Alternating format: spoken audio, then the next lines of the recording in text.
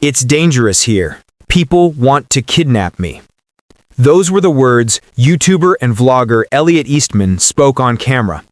Words that would echo only weeks before he vanished. Tonight, we follow his journey from small-town Vermont to the Philippine red zone, where warnings were loud, choices were risky, and fear shadowed every step. In his own videos and live streams, Elliot worried aloud about armed men, unsafe streets, and neighbors he wasn't sure he could trust. On October 17, 2024, after a final, quiet stream, he went silent. What happened to Elliot that night, and why did he believe danger was closing in? Take a breath, settle in, and let's begin his story in his words and footsteps as fears became real. Elliot Eastman was born in 1997 in the quiet town of Hinesburg, Vermont, a community so small it holds fewer than 1,000 people. Life there was simple, slow, and beautiful, surrounded by lakes, forests, and the mountains of New England. Friends from Champlain Valley Union High School, where Elliot graduated in 2016, remembered him as reserved but kind.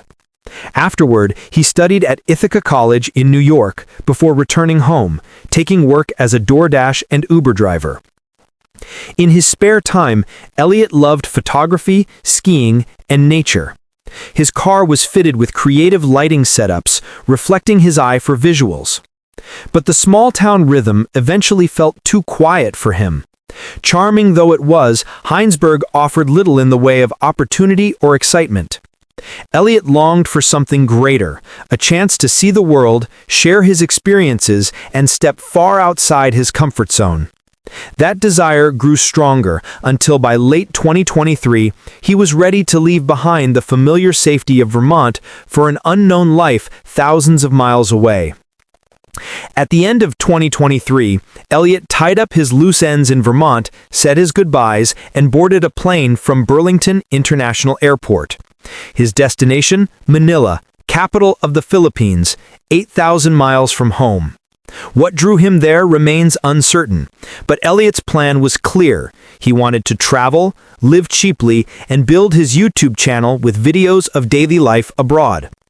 But Elliot didn't just settle anywhere in the Philippines. He chose the red zone, a region foreign governments repeatedly warn against. The US, UK, Canada, and Australia all caution that the southern islands are plagued by kidnappings, terrorism, and violent crime. Armed groups operate freely, ransom demands are common, and even government aid is limited. Typhoons, earthquakes, and volcanic threats only added to the dangers.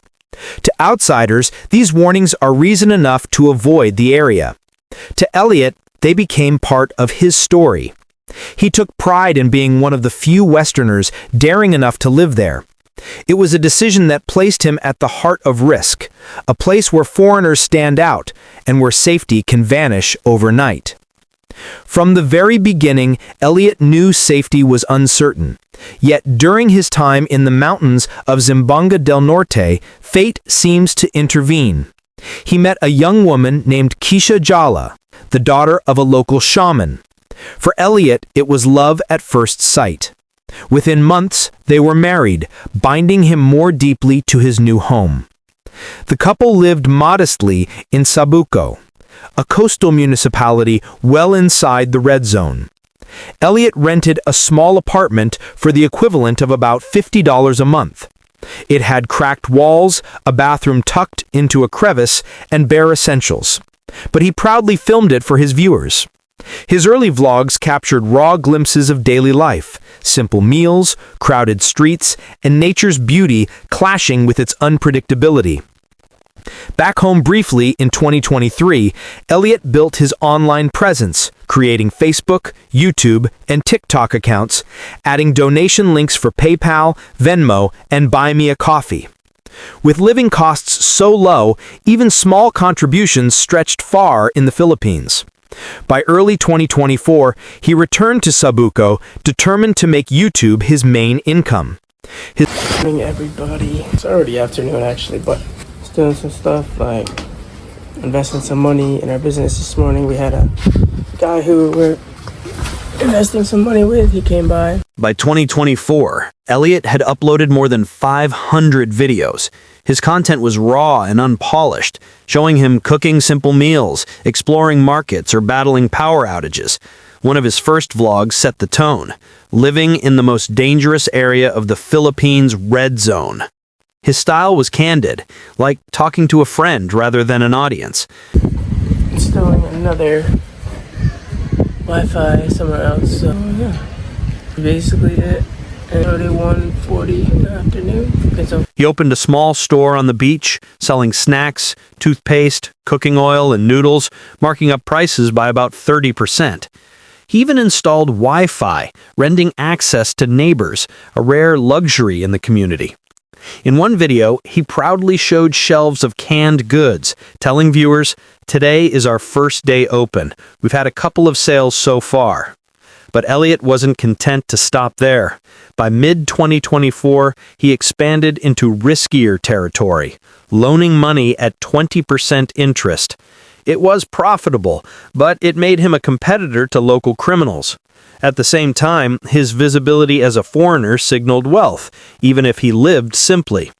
Elliot's ventures reflected both ambition and naivete. To him, they were survival strategies. To those watching closely, they were choices that painted a target on his back. As Elliot's time in Cebuco stretched on, his videos revealed a man who was growing uneasy. In live streams, he spoke openly about danger. He mentioned neighbors burning trash, strangers urinating on his store's floor, and drivers swerving at him on purpose. At times, he wondered aloud if people wanted him harmed. His wife, Keisha, shared the same fears. In one stream, she admitted, "I'm afraid if we don't have somebody with us. Even a walk to the river felt unsafe without protection." Elliot echoed the concern. "No tourists ever come here. It's dangerous. I feel trapped." Again and again, he circled back to the same thought: kidnapping. He questioned whether neighbors would help if men tried to take him. He confided that threats reached his family almost daily, and yet he stayed. For Elliot, leaving wasn't simple. He spoke about returning to the U.S., renewing his driver's license, making quick money, and coming back. They're just getting some coffee and french fries. Foreigner in hostile ground. Sometimes I feel respected. Sometimes I don't. Maybe they want bad things to happen to me now. These confessions, captured live for his viewers, became haunting foreshadowing of what was soon to come. By October 2024, Elliot's fear seemed to weigh heavier than ever. His videos showed both the ordinary and the unsettling. He spoke about broken equipment, first one inverter burning out, then a second. "This is literally my livelihood," he told viewers, sounding exhausted. His second-to-last vlog showed him showering in cold rainwater, trying yoga for his aches, and caring for Keisha, who wasn't feeling well.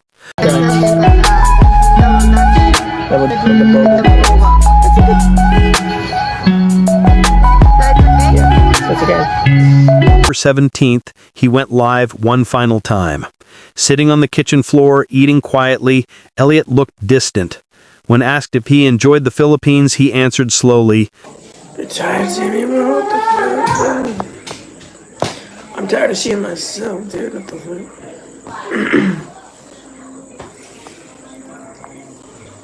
It would be the last time anyone saw him alive online.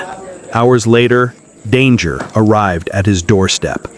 Only hours after his final live stream, men disguised as police officers approached Elliot's home. They weren't officers at all. They were part of a splinter terrorist group, and they had come for him. Elliot resisted, trying to escape. Gunfire followed. A bullet struck his leg, another is believed to have pierced his stomach. Instead of leaving him behind, the gunman forced him into a motorized boat. Neighbors heard his wife screaming as the men sped into the night. Local police gave chase but couldn't catch up. When investigators arrived, they found a blood smear across the floor, blood on the sand outside, and an empty M16 cartridge. Elliot had vanished into the sea, carried away by armed strangers. In the days that followed, chaos rippled through the community. The local mayor offered a reward for information, while police tracked the kidnappers south toward Basilan and Sulu, regions long scarred by piracy and terrorism. Soon, 4 suspects were arrested after a shootout. One gave a written statement confirming what many feared. Elliot had died from his wounds, and his body had been thrown into the sea. Despite searches of nearby shores and islands, nothing was ever recovered. With no ransom demand and no proof of life, investigators, joined by the FBI, concluded the young American was gone forever. Elliot Eastman dreamed of adventure, but made reckless choices that magnified his risk. He flaunted life in the red zone, shared his fears publicly, and even entered loan sharking. Yet behind those missteps was a young man who loved his wife, sought meaning, and wanted to share his story with the world. His final words, filled with fear, proved tragically prophetic. Let Elliot's story remind us to respect warnings, trust instincts, and value safety above all. To honor his memory and uncover more true crime stories like this, subscribe now. Stay with us. The next case is coming soon.